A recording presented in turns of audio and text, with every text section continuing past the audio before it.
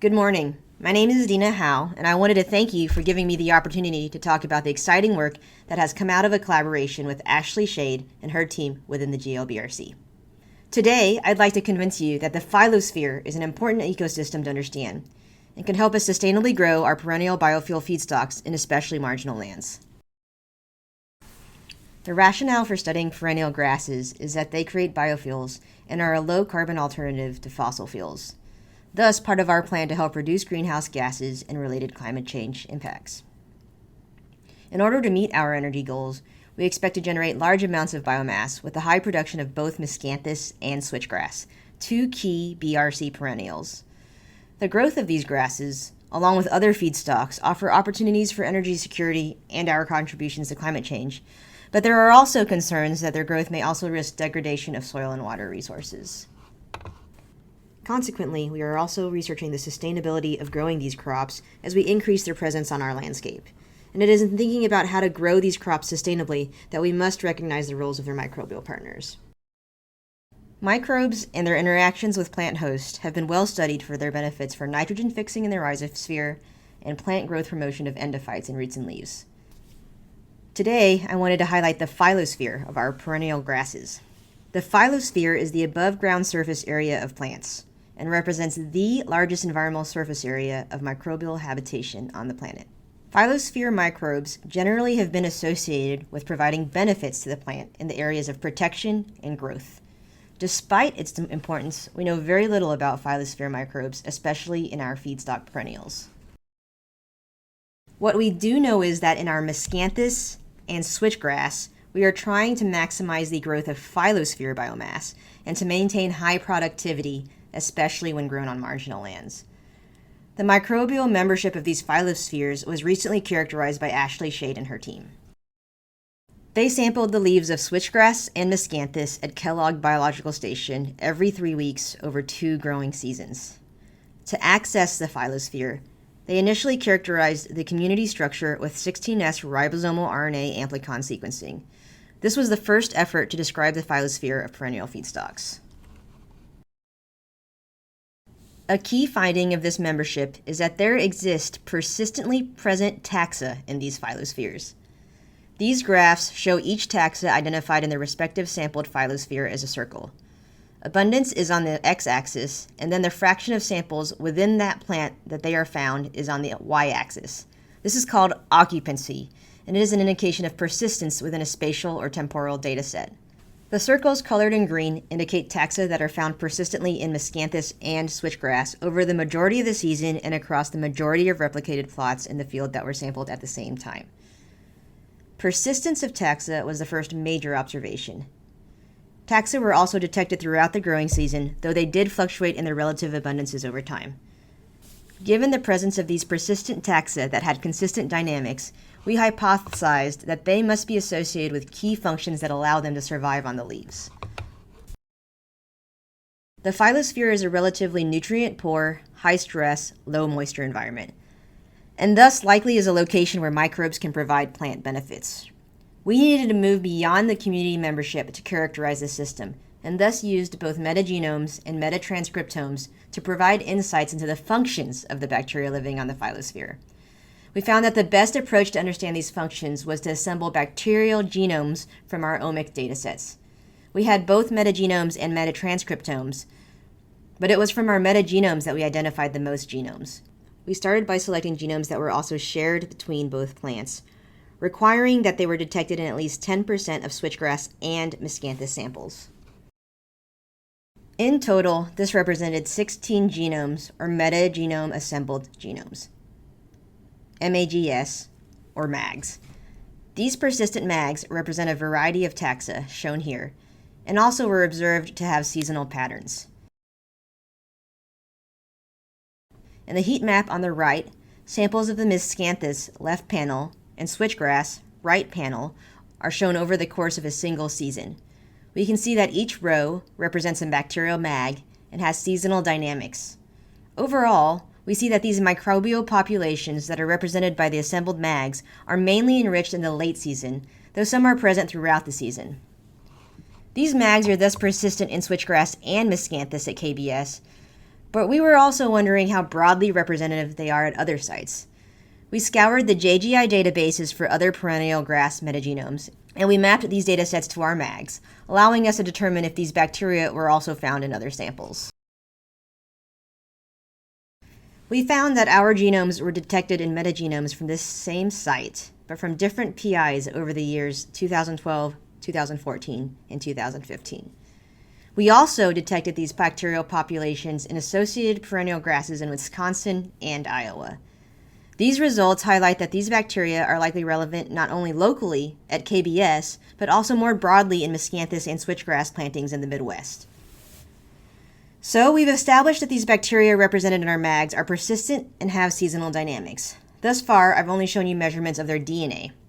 We also extracted RNA from the phyllosphere, and if these mags are detected in these transcripts, this would show that they are actively growing in the phyllosphere. In fact, we think that this is the first metatranscriptome from perennial leaves growing in the field. So what do we see about RNA associated with these genomes?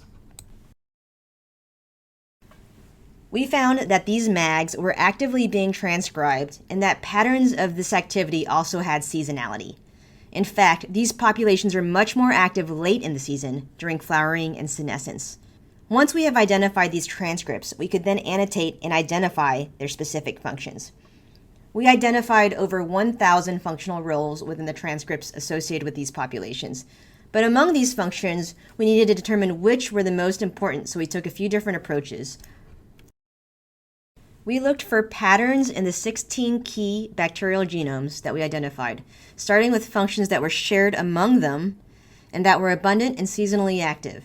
Second, we recognized that key phyllosphere microbial functions may not be in all the mags, but instead distributed among them, providing a kind of complementarity. Therefore, we also searched for defined dynamics and functions shared among subsets of the mags. I wanted to share with you a few exciting findings from our approach. When we looked at functions that were shared between our 16 bacterial populations or mags, we found that functions related to pyruvate metabolism were identified in a majority of them. Of the 1,034 functional roles identified in the transcripts, only 5% of them, or 49 functions, were present in at least 13 of the 16 mags. Among these 49 functions, abundantly represented were functions related to pyruvate metabolism, and specifically acetyl-CoA synthesis. Similarly, we identified functions related to threonine synthesis or conversion. While it may be argued that these genes are shared between the mags because they are related to central metabolism and maybe not a defining feature of phyllosphere microbes, the enrichment of these specific genes caught our attention. Pyruvate sits as a regulator to central metabolism because it can be converted to acetyl-CoA and either enter the TCA cycle or initialize the synthesis of long-chain fatty acids. Threonine can also be converted into pyruvate as an intermediate product in eventual conversion to acetyl-CoA.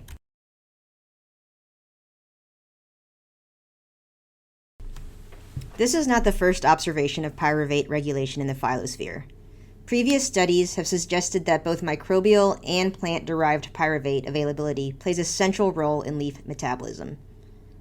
Alanine dehydrogenase, which converts alanine into pyruvate, was the most strongly upregulated protein during growth on Arabidopsis in the leaf commensal Sphingomonas. Pyruvate has also been observed to be a key intermediate for directing nutrient allocation in plants. In barley plants, pyruvate was shown to regulate plant gene expression levels in response to nitrogen limitation, with pyruvate concentrations decreasing during nitrogen deficiency. Similarly, in Arabidopsis, overexpression of pyruvate was associated with increased nitrogen remobilization from leaves to seeds. Therefore, from our enrichment data, we hypothesized that some phyllosphere-associated bacteria change pyruvate regulation during flowering and senescence in the late season to contend with depleting or reallocated host nutrients. Another function that we found strongly enriched in the phyllosphere is isoprene synthesis. These genes were expressed 50 times more in late season relative to the early season.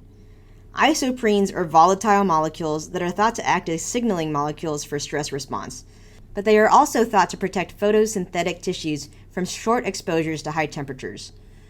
Isoprenes are emitted from many plant species, including from miscanthus and switchgrass in low levels. It was interesting that the bacterial isoprene synthesis was enriched seasonally at a time when host isoprene synthesis is expected to be decreased. This is a function that is ripe for further investigation because of its potential to serve as a signal to facilitate host-microbe interactions. Within our bacterial genomes, we observed similar temporal dynamics of transcript enrichment and depletion. When we look at transcriptional patterns in our 16 bacteria, we can divide them into 6 groups.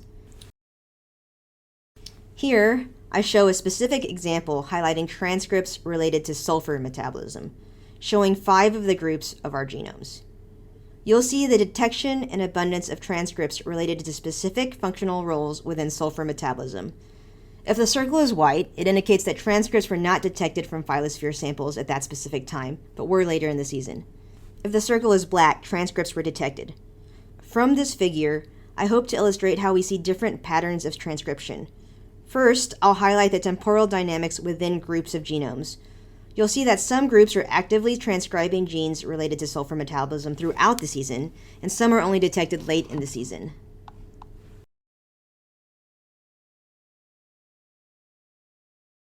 Secondly, we observe interesting patterns between these groups. Specifically, I'll highlight transcripts that are associated with thioredoxin reduction, which is enriched in group 3 bacteria in July, but then decreases in September, but is then enriched by group 5 bacteria. Thioredoxin reductase, together with thioredoxin and the reductant NADPH, reduces disulfide bonds to defend against cellular oxidative stress.